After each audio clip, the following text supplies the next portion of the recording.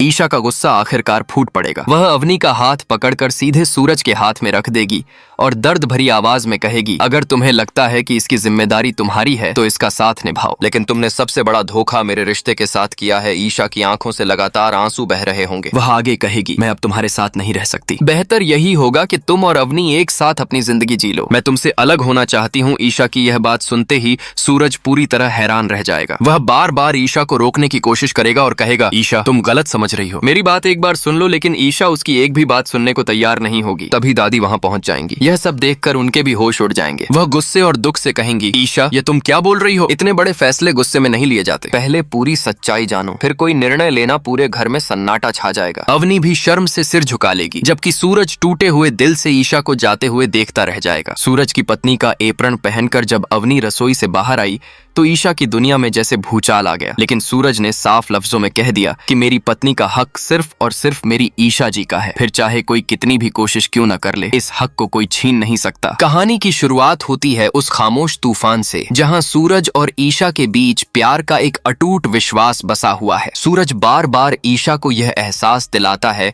कि उसके दिल में, उसकी आत्मा में सिर्फ एक ही नाम बसा है और वो है ईशा। वो कहता है कि दुनिया चाहे जो भी समझ ले, लेकिन उसके लिए उसकी पत्नी सिर्फ ईशा है और वो किसी भी हालत में किसी और से अपना रिश्ता नहीं जोड़ सकता। मगर इस घर में वक्त का पहिया कुछ इस तरह घूम चुका है कि अब एक नया साया मंडरा रहा है और वो साया है अवनी का। अवनी जो अपने होने वाले बच्चे के साथ इस घर में कदम रख चुकी है और सूरज पर अपनी जगह बनाने का दबाव बन रहा है। लोग सवाल पूछते हैं कि जब सूरज की पत्नी ईशा है तो यह लड़की उसके साथ क्या कर रही है, लेकिन सूरज हर सवाल का जवाब देने के लिए खड़ा रहता है। वो ईशा से वादा करता है कि अगर कभी भी प्यार पर शक हो तो आईने में अपनी आंखों को देख लेना। वो आंखें खुद बयां कर देंगी कि सूरज सिर्फ और सिर्फ अपनी ईशा का है। सावन का पहला दिन आता है। झूले की रस्म का माहौल होता है, मगर अवनी की तबीयत अचानक बिगड़ जाती है। डिहाइड्रेशन की वजह से वो बेहोश होने लगती है और सूरज रस्म छोड़कर उसकी देखभाल में लग जाता है। अवनी बार बार माफी मांगती है कि उसकी वजह से सावन का पहला दिन खराब हो गया, लेकिन सूरज उसे दिलासा देता है कि उसकी सेहत झूले की रस्म से कहीं ज्यादा जरूरी है। ईशा यह सब देखती है, उसका दिल तड़पता है, लेकिन अवनी उससे कहती है कि वो उन दोनों के बीच कभी नहीं आएगी। ईशा भी भारी दिल से मगर हिम्मत जुटाकर जवाब देती है कि उसे पूरा यकीन है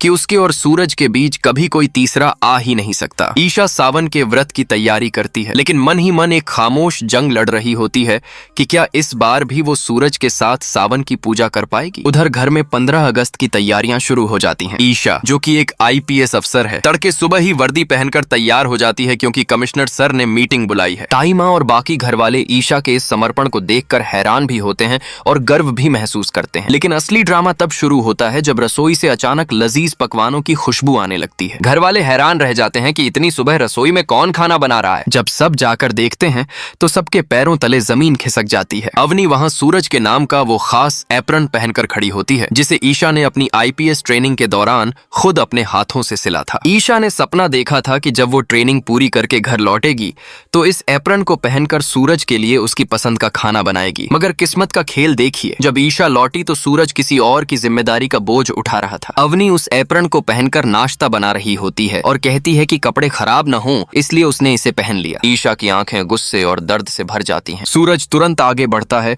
और अवनी को सख्त हिदायत देता है कि वो इस एप्रन को अभी के अभी उतार दे क्योंकि इस पर सिर्फ और सिर्फ ईशा का हक है। सूरज उस एप्रन को अपने पास रख लेता है ताकि कोई और उसे छू भी न सके। अवनी पूरे परिवार के लिए पूड़ी और दम आलू की खास सब्जी बनाकर परोसती है और सबसे खाकर तारीफ करने की गुजारिश करती है। वो खुद को बेचारी और मजबूर दिखाकर घर वालों का दिल जीतने की कोशिश करती है कि वो दिन भर घर में बोर हो जाती है, इसलिए थोड़ा काम कर रही है। मगर ताई माँ अवनी की इस चाल को अच्छी तरह समझ जाती हैं। ताई माँ जानती हैं कि अवनी अपनेपन का नाटक करके इस घर में अपनी जड़ें मजबूत करना चाहती है, इसलिए ताई माँ उसे ऐसा सबक सिखाती हैं जिसकी अवनी ने उम्मीद भी नहीं की थी। ताई माँ पूरन को बुलाकर गेहूं की बोरियां मंगवाती हैं और अवनी से कहती हैं कि अगर उसे वाकई काम करने और अपनापन जताने का इतना ही शौक है तो जाओ और इन बोरियों के गेहूं धोकर सुखाओ ताकि उसकी रोटियां बनाई जा सकें। सूरज अवनी का बचाव करने की कोशिश करता है और कहता है कि अवनी इस घर में मेहमान है और वो काम नहीं करेगी, लेकिन ताई माँ साफ कह देती हैं कि जो जैसा बीज बोएगा वैसा ही काटेगा। दूसरी तरफ ईशा अपने पुलिस स्टेशन पहुंचती है जहां 15 अगस्त के बड़े कार्यक्रम की सुरक्षा का जायजा लिया जा रहा होता है। चीफ मिनिस्टर और देश के जाने माने सिंगर प्रिंस कार्यक्रम में आने वाले हैं। IPS श्रेया को स्टेज की सिक्योरिटी मिलती है। IPS सागर को भीड़